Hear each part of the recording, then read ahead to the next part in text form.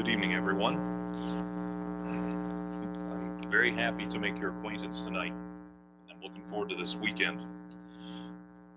I'm here because some friends asked me to come, but I'm also here because I have interest in the school, and you need more convincing than that. I have 9 children, so I guess I've been involved in this for a while.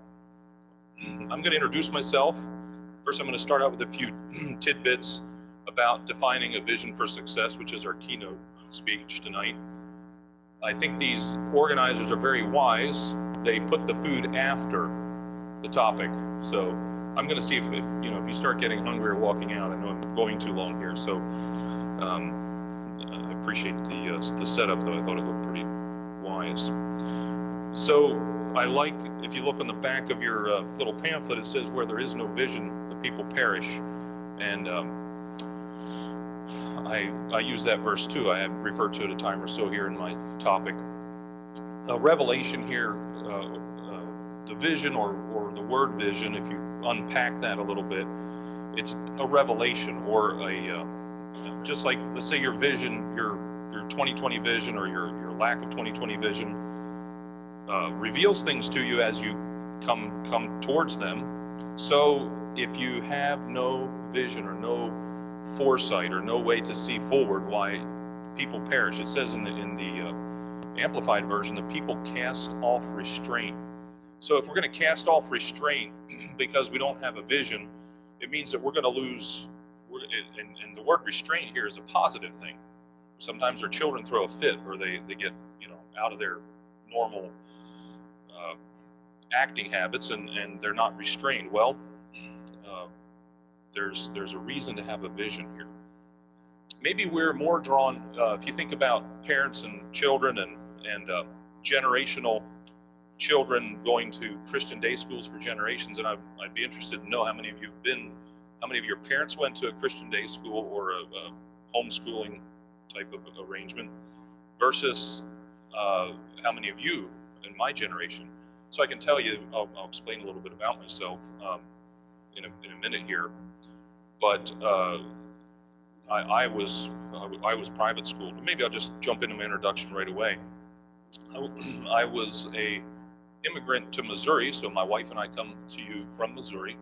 I was born in New Holland, Pennsylvania, and I lived there for 10 years in an 18th century stone farmhouse. So a lot of you, I can tell, are from Holland to Russia to Mexico to Kansas to Texas to my family. My father was the first person in his family, in his generation, or anyone back through that crossed Pennsylvania state line and moved out of the state. So we lived there from 1700s, from 1730, literally on the farm I was born on. We lived there till 1986. So I'm the last of the Mohicans there. But we moved west, and we've lived there ever since. So when I was in Pennsylvania, we had a school called Crossroads Mennonite School, and that school was actually built as a public school back in about 1900. That school is where I went to school, and that school was bought by my dad and by, some of you might know a person by the name of Marty Lee Hoover. His dad was Martin Hoover. Marty Lee is a bishop in the Eastern Church, and his dad and my dad went together to the public school auction in 1967 or 8, somewhere in there. And they bought this old public school building. And this public school building was unique in that my dad and his generation earlier than him had gone there to school. But the Baylor, New Holland Baylor, I was born in the town of New Holland, so the red New Holland Baylor you see around here, had a nodder that was invented by Ed Nolte, okay? And so those of you who are from the Swiss-German ancestry know who Ed Nolte is, because we hear the stories about the New Holland Baylor.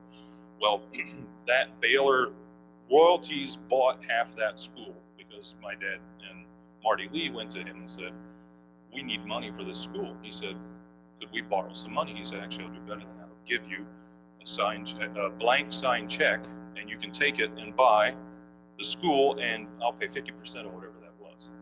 And my dad said he was shaking in his boots as the auctioneer was going. And is Ed Nolte really going to stand good for half of this money, or is he not? he of course stood good. So that was where I was educated for the first 10 years. There was 100 students there in 10 grades, and I loved that school. It was fun. We could play any game. We had football, we had soccer, we had baseball. Then we moved, well, the other thing about it was we had Beachy, Charity, Old Order, Lancaster Conference people.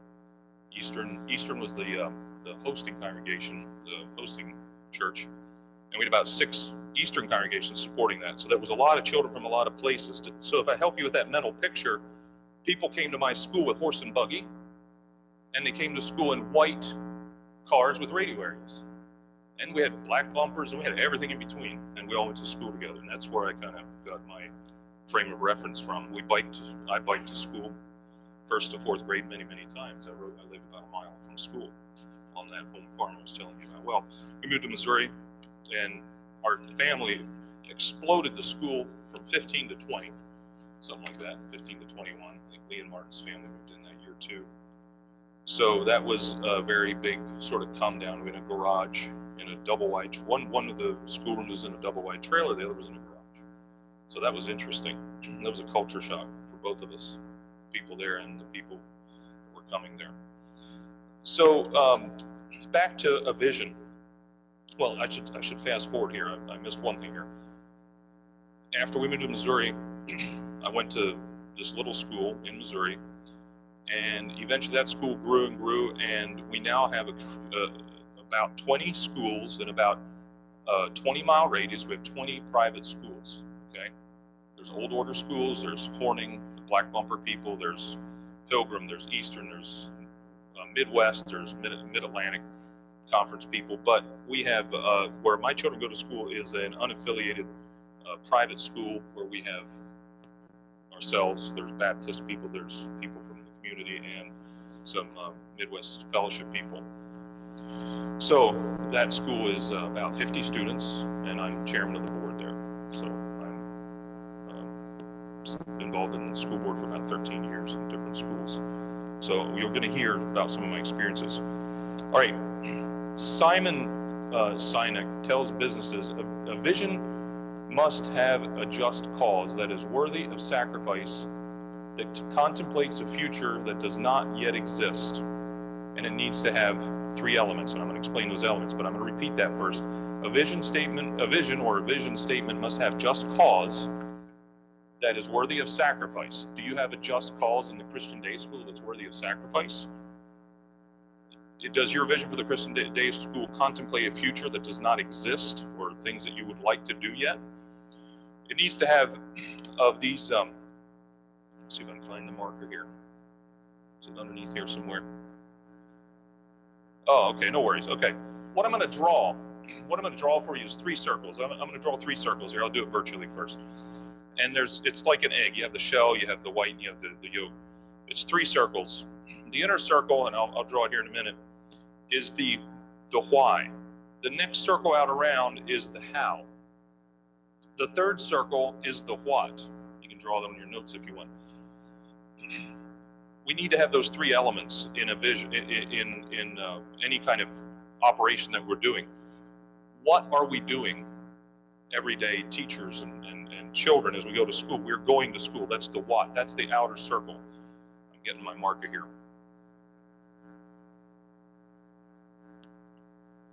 Thank you. So this is the what. Oh yeah, when I taught school, believe me, the chalkboard wasn't pretty. Sorry about that.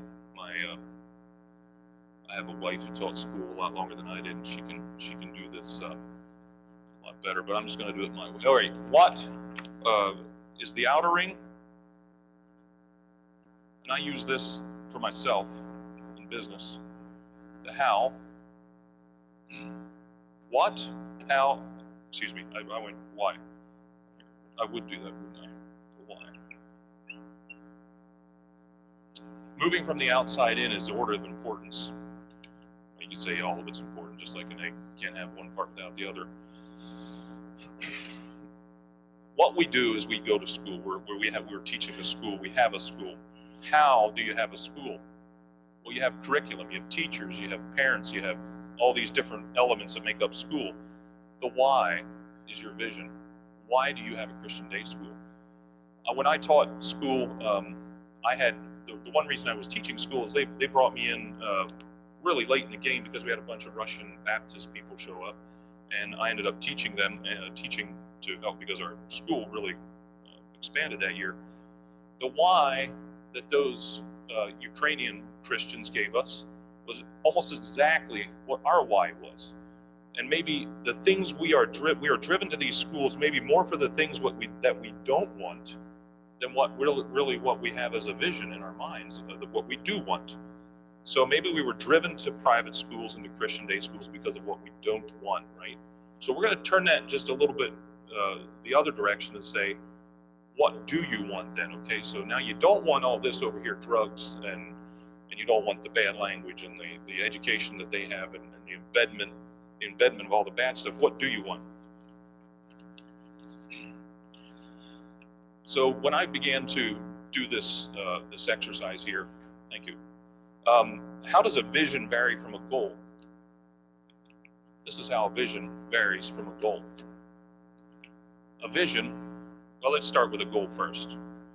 And I tell you what, I am a. If you worked with me, I have some college-educated people that work around me, and they say you're always so tactical. You're always just doing things. You should be more strategic. And I'm saying, you guys, if you'd stop being strategic and get something done, we'd get something done around here. You know, and the top line. Maybe or you want to guess which one is the goal and which one's the vision? So we want to make a wild guess. The bottom's vision, all right, and it's array. If you ever did algebra, you know these lines, they can go infinitely in any direction. The top one is a goal. You have a goal. You're going to learn Matthew 5, and you're going to do it in 3 months, and you're going to do so many verses a day, and you're going to do whatever. And that's your goal. Boom, you get your goal. But a vision does not stop. The goal, you never get there. You always are calibrating for that vision, all right? So if I stray into goals tonight a little bit, forgive me because of that other problem I said I have. So I tend to be too tactical, too ready to move into action. I'll tell you, that's a Euro-Germanic problem. Tends to be. We like to do things. If things aren't happening, we make them happen. All right. I keep finding myself moving over into the goal section, so watch out. We admire a lot of our genetic makeup and our background is we admire people that get things done and maybe not so much strategy, but if we're pausing a moment, pause those genes, pause those thoughts, think about the strategy. So we come from a lot of diverse backgrounds, and how are you going to, if you have a school like we have, where we have, people from, non-Mennonite, non-Anabaptist to maybe more severe Anabaptist view. How are you going to blend all these together? So you need to, if you need to work with more than one person on a subject, you're going to need to communicate about your vision, about your goals. You're going to need to be clear about it. Why should we have a vision? I kind of went over that before. Where there's no revelation or no vision, the people cast off restraint and they perish. I'm sad to tell you, those Baptists that I taught, there's none of them have their second generation children in a private school or Christian day school. None of them. The American culture is very pervasive, brethren, sisters, like I said, I call you that, friends, families, whoever you are. We are in a battle against wrong. And these people came to America as thinking it's a Christian nation, and they adopted a lot of the American cultural things. And of course, a lot of us have lived here for many years, as you heard, and we find that you have to draw your own lines, and you have to. If we don't have a vision, the next generation, and I'm not saying they're not Christians, I'm not unchristianizing people who don't have private education or private Christian day schools, but you trade things of lasting value for things of lesser value, okay? And I'm going to be a little specific about that because I have one side of my family is 100% not Mennonite, basically. I'm saying not 100%. There are families in my one side of my family has not gone the Anabaptist route, and the other family, the other side is almost exclusively Anabaptist. And I've been able to watch that for my life and watch them trade. I'm going to trade this, and then I'm going to trade that, and I'm going to get this, and I'm going to get that. And eventually they swap something of what traditional, long-time lasting things for American culture things. I'm not saying we can't make any changes, but how much do you want to make in your lifetime? What do you want to pass along to your children? Can you afford a 5% change, a 10%, a 50%? You want to do a 100% swap of everything you've learned and swap it for something else that you haven't tried? I'm a bit of a salesman for that because I don't see the value proposition in swapping a lot of our traditional ways of living for some of the American culture. I can tell you story after story about my cousins or other people that how that rolls. All right, we are trying to bring souls. Why am I talking about this vision? Is because we're trying to bring souls into the kingdom, into a closer relationship for a greater good. After one of those vision statements, remember about the why? The vision has to be something that you're willing to sacrifice for the greater good that may not even be your greater good. It's for someone else's greater good. That's why we're here. We're trying to get these souls closer to the kingdom or in the kingdom. Having a greater good like this unifies and keeps us from having ulterior visions like maybe there's always a vacuum. If you're not going to have the why figured out, you're going to have a vacuum. And wherever you have a vacuum, you're going to fill it with something. If you don't have a clear vision, you're going to end up with a vacuum and maybe fill it with like good education to be seen of men, or good education to make a lot of money and not work too hard, or some of those things that aren't necessarily 100% wrong, but we have to be aware of those. All right. A just cause with an explanation of why is empowering and non-prescriptive. Let me explain. Prescriptive is where I write you a script that say, here's what you need to fix you, okay? For instance, I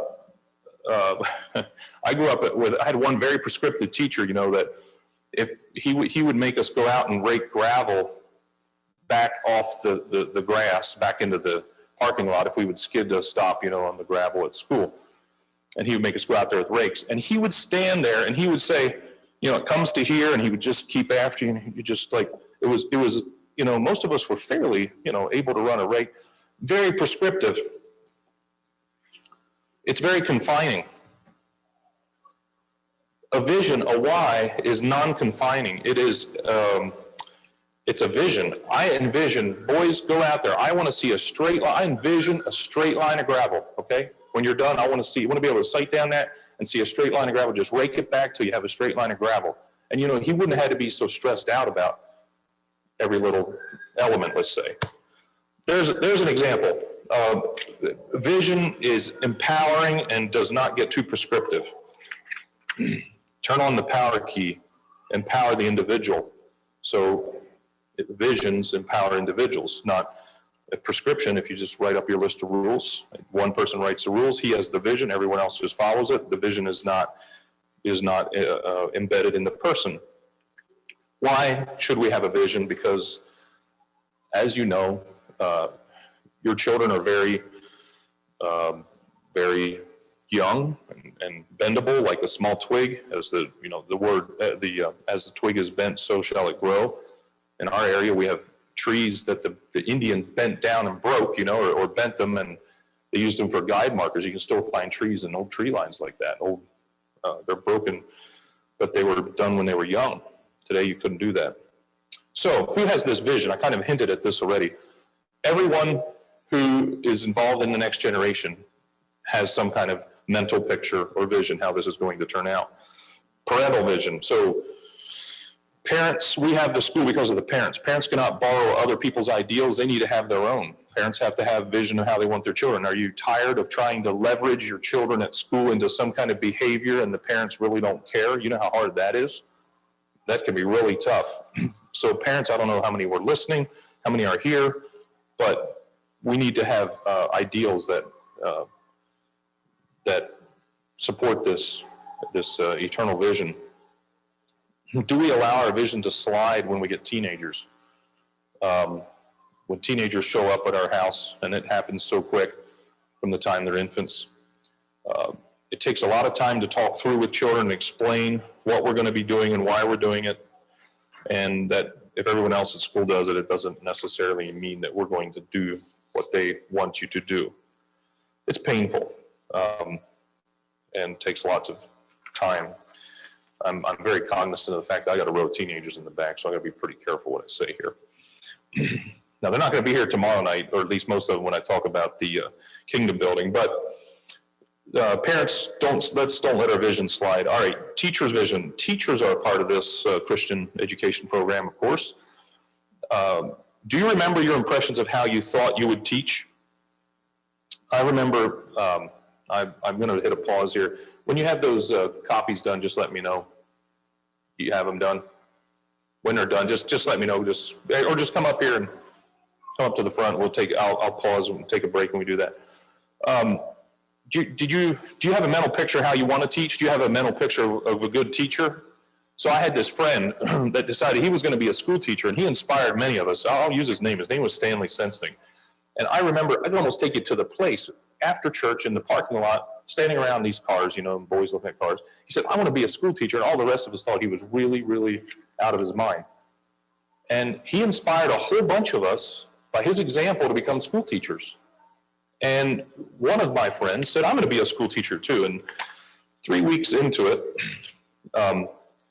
well, I should back up. I missed one part of it. He went to visit Stanley's room after Stanley started teaching.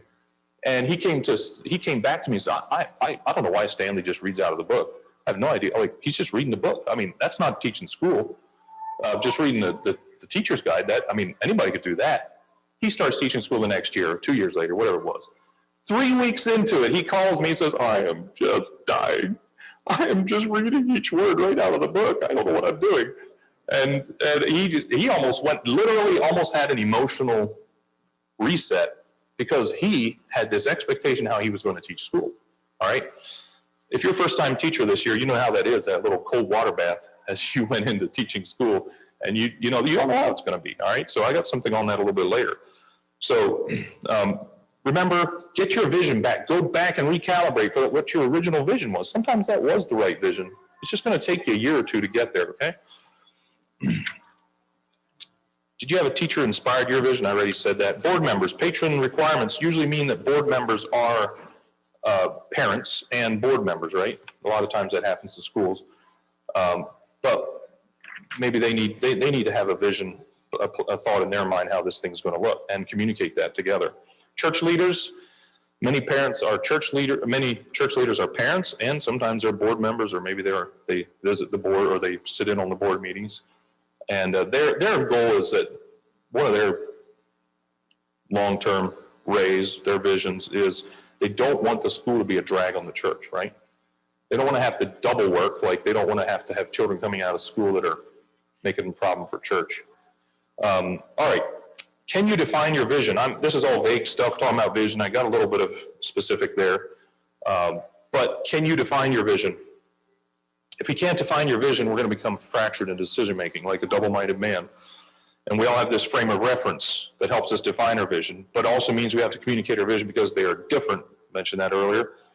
So synchronize your expectations. Maybe one of the places to start is to be able to define your vision is to ask the why of the school. Maybe you're being asked to teach school, and maybe you want to say, why is the school there? Well, it's a church. The church has a school. We have the Christian education, or maybe there's another why.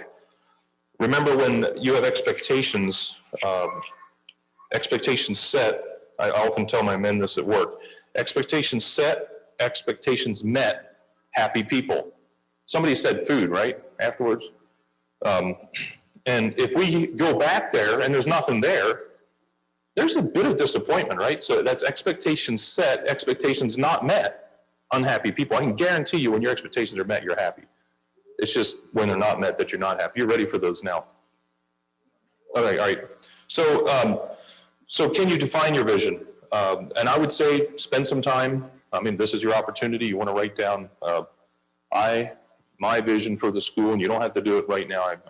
We're going to pass out some handouts for tomorrow night here, but if you want to take a moment sometime to write down your vision for the school, I think, I'm not talking about the school you teach now, just the school of your dreams. What would drive that school? What would be the embodiment of the why, back to the center here, the why of the school? All right, how to communicate your vision. All right, you're going to write something on the paper now, right? And you're going to put down a vision, what you think your vision should be. And I'm telling you, if you do a vision statement for a business or something, I like 2 sentences, 3 maybe, 3 max, not too long. I'm not looking. You're not looking for a paragraph. But once you have this vision, how do you communicate it? Well, get some strategy together. Use a story. Tell a story. If you just walk up to the board and say, you know what, your curriculum is junk, how far are you going to get? The door is pretty much shut. One time a man called me on the phone. I'm involved in small-scale power plants, and this was a hog farm out in Wyoming on the way out in the windblown prairie. And he had covered his lagoon with digester gas. We're making gas off the manure, making methane, putting in an engine. The engine ran for like a year, right? He was happy. I went and everybody was good. And one day it dropped a valve and it broke and it stopped. And he called me and said, so what happened? You know, here's the symptoms. And I said, well, I think it broke. You dropped the valve, time to do a head job. And he said, you can't do that to me. I said, it broke. No, he said, no, you don't understand. The Japanese own this farm. And we sold this farm to the Japanese since you put this digester in. And he said, we need to have a story. Everything has to have a story. You can't just say the engine broke. You have to start at the beginning and say, okay, so what happened? Well, the H2S is in the gas and it's corrosive and it comes through the pipeline, hits the valves, makes them brittle, takes away the surfacing. Eventually the head of the valve pops off, falls down in the piston, breaks the cylinder, and you lose power and it's broke. He wanted the story. And the Japanese, he said, when you have something bad happen, they need the story. They don't just want to have something broke. So that's one way to communicate your vision. Tell the story. Well, the curriculum is junk. No, don't start with the word junk. But the curriculum is broke because, and here's the story, and here's how I come to this conclusion.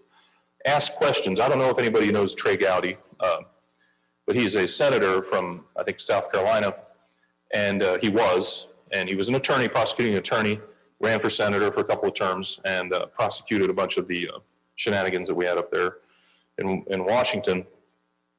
And he has a book out, It Doesn't Hurt to Ask, and I'm listening to that book, an audiobook right now. I've often known that asking questions is the way to get people to think, to communicate your vision, but check out that book. It doesn't hurt to ask. Just ask a question. Do you feel like our curriculum is as good as it could be? Do you feel there's some shortcomings in the math? Have you ever thought about science? Just use a question and don't do it in an intimidating way. It's a great way to introduce things to between husband and wife too. Like, honey, did you know that I didn't ask to have company on Sunday? Did you recognize I didn't even ask? She said, yeah, did you recognize that I didn't ask you to change the water filter again? True story, just happened. So it can be misused. Okay. I think I went 2 pages here. Hold on. Yes. You're the best salesperson for your idea. Don't fob off your ask on the principal if you're a teacher, and then hope the principal gets it communicated to the board and then comes back with the right answer. Ask to sit in with the board. If you don't, as teachers, if you don't sit with the board, ask to sit in with the board. We're going to pause there. I'm going to tell you what we're doing here. You can go ahead and just drop a couple at each bench, or pass them out, or send them back to benches if you want to split them in half. And parentheses. What's going on here is tomorrow night we have a topic on. Well, I should get the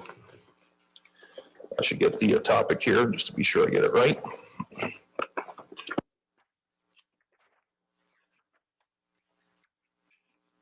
Nurturing successful kingdom builders. And I'm asking questions on this paper that about why you, basically boil it down. Why are you a Christian, or why are you in the kingdom? What are some inhibitions to being kingdom builders? And I don't mind if you get very specific. Do not put your name on. If you don't, you can if you want. You can put your name on. I don't know many of you, but just say what is an inhibition. I'm talking about cell phones to parents that are abusive, or maybe something simple like they have to ride bike uphill both ways to school every day. I thought that's what I had to do when I was young, but whatever it is, it can be small or big. I'll take anything. And I want to work that into my topic tomorrow night, because really what I'm trying to get to is what are our hurdles for our children to pass on the faith, and to, and if you can stick those in your notes, and I'll try not to distract you further tonight. Thank you, brethren, for doing that. I didn't know if we were going to have 3 people here tonight, or 160, I think what he said. I was afraid I was going to be talking to empty benches, and this is going to be a live stream, and this was not going to be fun. Okay.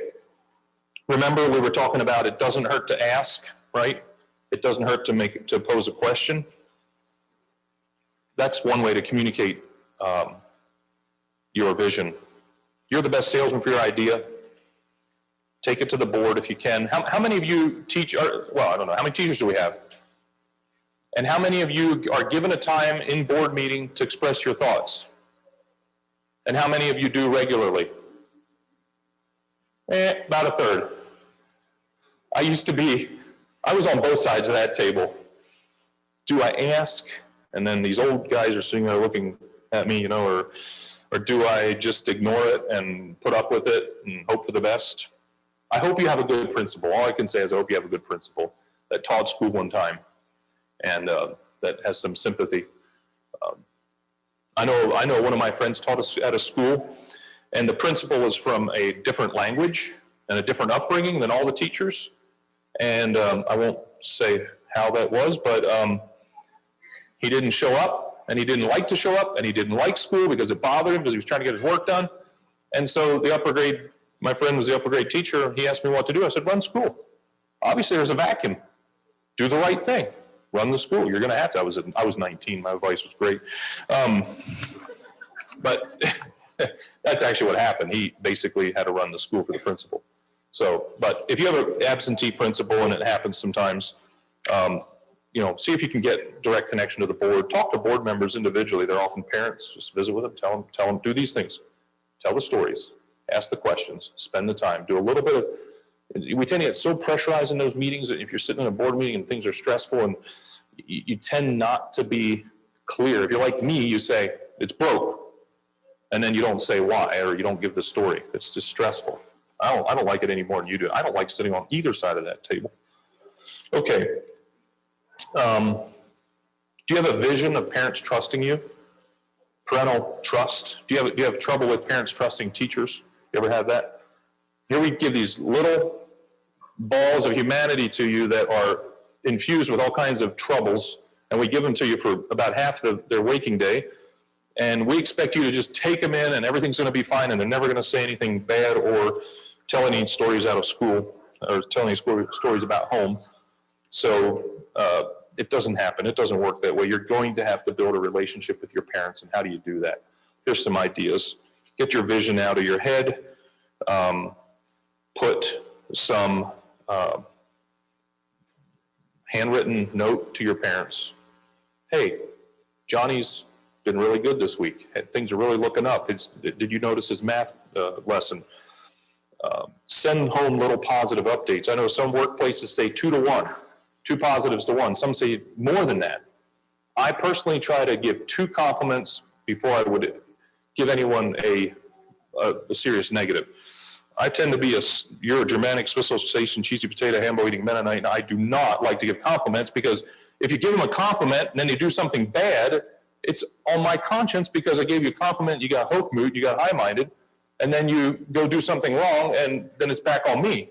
So I don't like giving compliments. I like people to do the right thing. You just tell them when it's wrong.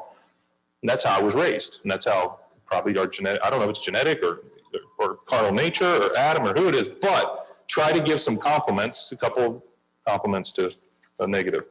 My children are listening back there. They're writing this down. Okay.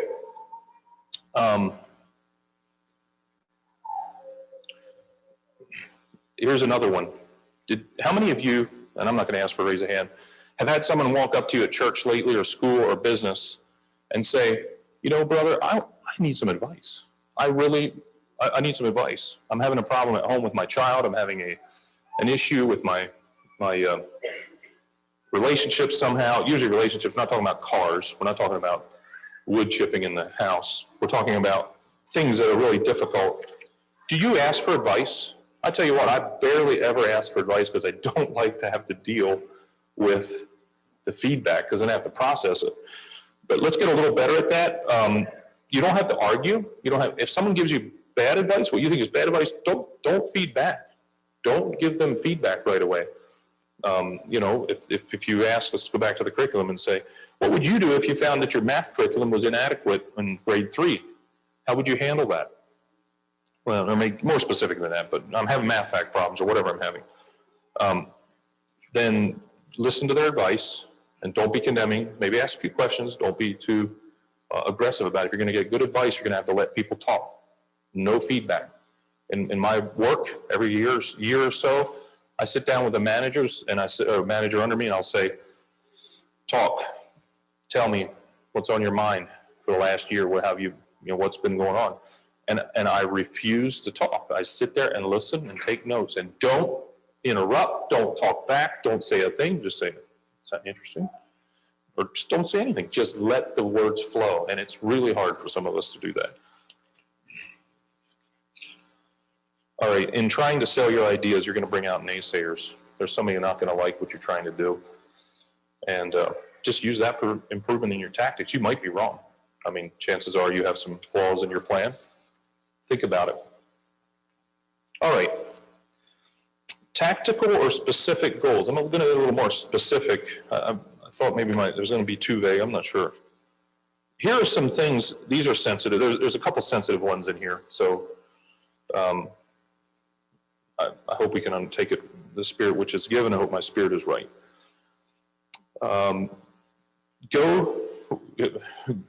Let's say it this way.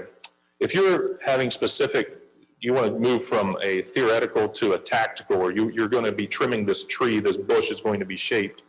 Picture the tactical, you know, in your own life. You need to understand how you're moving from the picture of the tree to trimming the tree, okay? From the vision to start working on the vision, okay? And doing something tactical about it. The way I had pictured is, you know, tactical pants. I mean, you know what tactical gear is, like with the Velcros and the flashlights and the, all right, or the mountain climbing equipment, or I'm using the tree trimming equipment, all the ropes and the blocks and tackles and saws and all that stuff. That is what I'm talking about when I talk about tactical. So try to, in your own mind, you're going to have to, through life, switch between the theoretical, the vision, and the tactical. And it's hard for me to do the switch. I had to train myself to think about it in that way. So some tactical things that relate to your vision is you're here. You actually came here. And some people drove, I know, 10 hours or 9 hours at least, some further, some flew. But use this weekend to get biblical direction, be convinced, reconvinced in the foundation of your faith, and that there is hope. I know it can be pretty, I don't know what all your schools are like, but I had different friends teaching different places, but I know some schools that my friends taught at closed because of the vision failed. The parents got tired of it and closed the school and sent everybody to public school. I think if I said the name, you'd know exactly who it is, because I think he was here before at your Texas Teachers Conference. But it happens because there's no vision. So keep it up. Don't lose the faith. If your school is going to close, go somewhere else, and keep the vision. Don't give up the vision because someone else gave it up. Teach respect for all people. You want to teach your children respect for people in foreign countries. Right now, big deal. There's a lot made of white privilege and all that, and I think I was very blessed to grow up in a Christian school where we had different races, and we were taught, just beat into our heads, not beat literally, well, maybe a little bit literally, that everybody's the same. It doesn't matter what background you're from, and that's one thing I like about schools that are variegated color, not just one church, not just one community, is that we have to learn to teach our children, lay off of them, you know? Just learn to make people respect other people from foreign countries, from foreign languages. Teach your children to sing in different languages. Teach them, I know when I was teaching school, we had these Russians, so we learned the Ukrainians, so we learned some Russian. We took the vocabulary and learned good morning, how are you, dobry utro, and all that stuff, and went through there. And eventually one day I went and put a power plant in Russia. I needed every word that I taught my children in school. And so, yeah, just make them cosmopolitan in your own little way. I don't know, that's probably a bad word, but what I'm trying to say is that they can go into they should be able to go to New York City, downtown New York City, and be able to engage with people of all different races and colors, okay? That should be our vision, that there's no barriers there. Be brave. Put stuff on the school board agenda for discussion. I saw some people nodding their heads here when I was talking about afraid to talk to them, but actually write down your stuff, get it into your school boards, and as part of the tackle and gear. If you want to have a late board meeting, here's your parentheses. If you want to have a late board meeting, here's one that people drop in before they get bored. How about we go to a 4-day school? Just go to like 6 hours, 7, extend it 1 hour, and then go to a 4-day school. That'll take it till midnight. All right, another tactical move is to reach in the past and get ideas from history. Have you asked your grandparents about their schooling and some of the things they did? I know when I went to school, our teacher made us go ask our grandparents about how they brought lunches to school before we had plastic and plastic bags. And my grandma used newspaper, wrapped our sandwich in newspaper. I'd never thought about that. All right. One time I was in Austria. I was over at Jenbacher, GE Engines, and there was this, I was walking through the factory. This is another vision point. And I was walking through the factory and I saw these very young people running 5-axis milling machines, running, putting the crankshafts into these big engines. And I mean, these crankshafts are $150,000 a piece. There's nothing to mess with. I just asked the tour guide, I said, why are there such young people here? Does the law allow young people to work in these plants? Oh, he said, yeah, more than that. He said, this is their schooling. This is an extension of their school. This is a technical school, and attached to the building is a little classroom, and we have every afternoon, these guys come in, I'm going to call them teenagers, come in and they spend 4 or 5 hours in school and 4 or 5 hours on the factory floor, and I'm telling you, that's BMW, Mercedes, Jenbacher, My World, MTU. It's why MAN Engine, MAN, they all are from Bavaria. They're all from where a lot of us came from. And they're from places where people learn to put their education to the metal, and earlier the better. And there's no science in this. I mean, there's science, but there's no magic in it. It's people are continuing on the I'm going to call it the apprenticeship programs from years ago. And they tooled them up and continue those. In America, we break. We send you to 8th, 9th, 10th, whatever. We break and say, all right, now you're done with that school. You go straight from there. I shouldn't say we break. We don't break. We go straight from there into college, and 4 years and then by the time they're 24, they're supposed to come out and know how to put their education to work, and it's not working. Can we, as business owners, is there something we could do about that? That's a vision thing. We could connect our businesses and our schools. I'd love to do that. I'm sitting on one or the other side of this now. I run a business, and I wish I had that connected.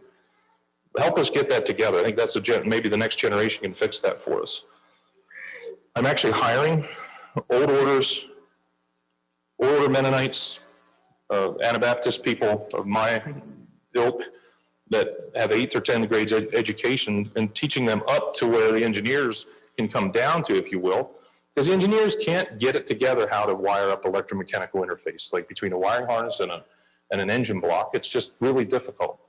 And we have one thing we have going for us, and this building was probably built by 8th to 10th grade educated people. It was probably paid for by 8th to 10th grade educated people. And we're doers. We love it. And we need to, though, as time goes on, Tesla cars don't have pistons and crankshafts anymore. It's not something you can actually fix with your hands. We're going to have to pay attention a little bit to that. So that's just a vision. That's a very specific one that you could take.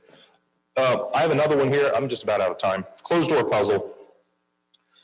When I was for 9 years, I was on a school board where we talked about brotherhood. We talked about including parents.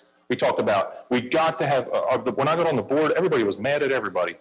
The parents were mad at the board was mad at the parents, the ministry was mad at, okay, the whole thing was a mess, and what are we going to do about this? And I'm young, and I'm energetic, and I'm going to fix this problem.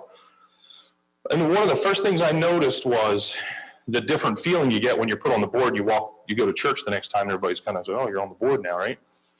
We talk about brotherhood, we talk about relationships, and then we build this wall between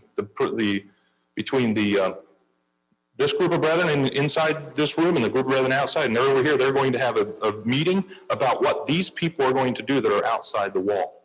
And it's brotherhood, and it's relationships, and we love everybody. And I got so tired of that, I asked the question, why don't we have our parents sitting here? It's their children. We're not talking about anything that they couldn't listen to. Why are we not opening our board meetings up to the parents? And the answer came, we used to do it that way. I said, well, why did we quit? Well, we couldn't remember. Well, there's about 4 or 5 of us on that board. Eventually, 10 years later, we started another school, and that's what we do. We have board sits up here, sits in a circle around a table. All the families are there. Incidentally, it's what the old orders have done for years. It's how they've always done it, Amish and Mennonite. And we have open board meetings. We have no closed door meetings unless we have people say, how does that work? Well, there's about the only thing we decide on our own is weather, and we get that wrong usually. But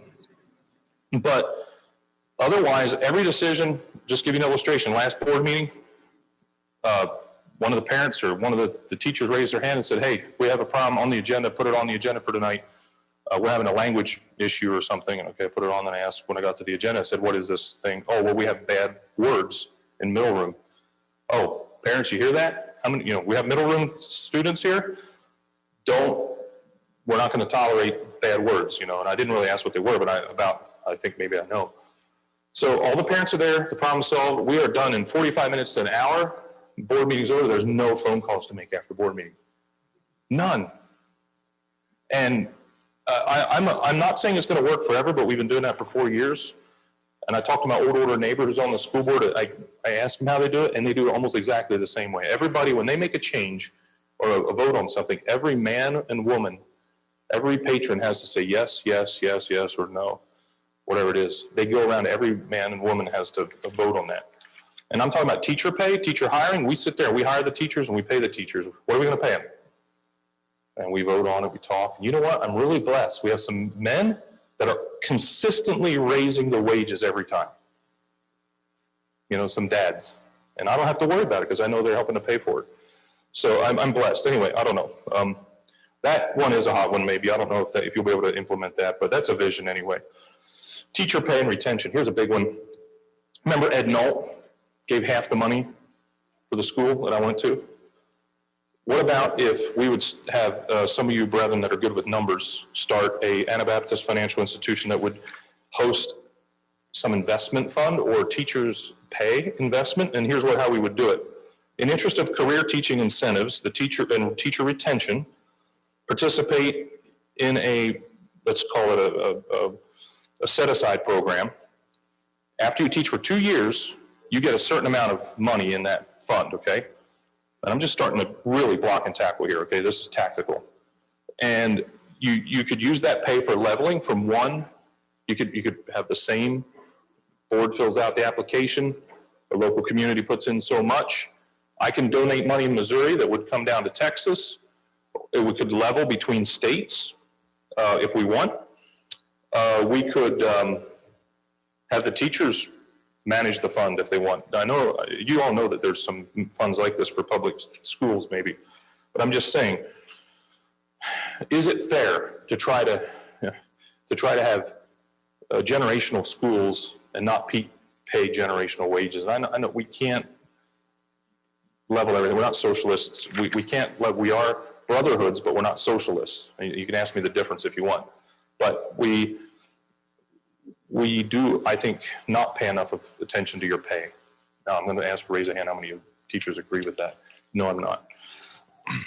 But I think we need to pay more attention.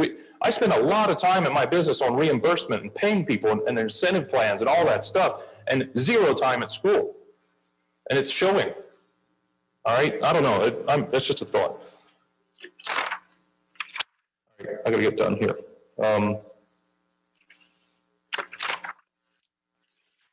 had the perfect school, did you, first of all, did you get enough of training teachers before you started? You were trained up, lots of training. You went to school, oh, you were like ready to go. Oh. How would you fix that? Tell us how to fix it. Boards are really, we're confused. We don't know how to fix that. Would you help us? That's part of our vision. To propel this vision into another generation or two, we need to have that. We need to think about that, how to train them. I know when I went to this teacher's instruction course, I'm gonna start talking faster to get done here, but when I went to teacher's instruction course, I went there and sat in these meetings with people up front talking about theory and things, and I got so bored. I finally said to my flatmates, as they'd say in Britain, my housemates where I was staying at night, I'm so tired of this, I'm ready to get down to let's teach school. I'm gonna get an English lesson, why don't you get a math lesson? We're gonna teach each other a lesson because I've got to get this together. And so we did that. We sat down and we got lesson preparation together. We stood up front of our friends and taught the lesson, and they were acting like, you know, third graders. They did a real good job of that.